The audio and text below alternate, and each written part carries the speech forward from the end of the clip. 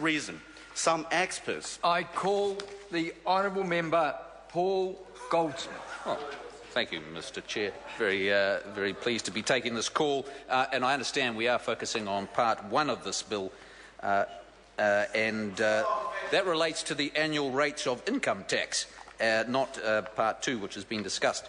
And that's a very important part. It's not a huge part of this bill, but it just harks back to the greatest single contribution in the tax area that was made by this government, which was the switch, keeping the income tax rates lower and increasing GST a little bit in order to encourage people to work hard, overall in a tax-neutral way, in order to reignite the economy in New Zealand through having a tax system which is both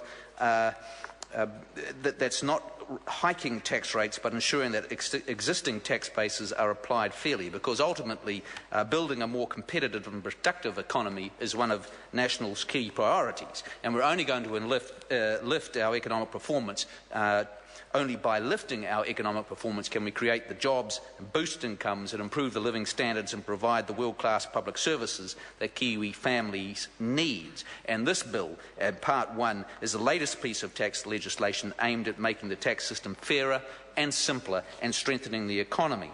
And so an important aspect of fairness in the tax system is that taxpayers must be able to understand and comply with the rules, and the necessary tax rules must be cohesive, fair and applied consistently.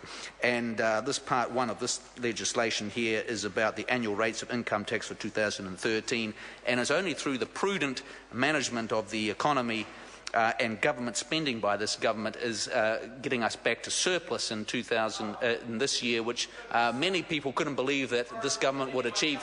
But we will be back in surplus, notwithstanding the fact that we've been able to keep the tax rates at relatively low levels, and we all aspire to have them lower in the future. But a strong, stable economy run by a sound and sensible government is the way to go, and on that basis, Mr. Speaker, I think this is an excellent piece of legislation.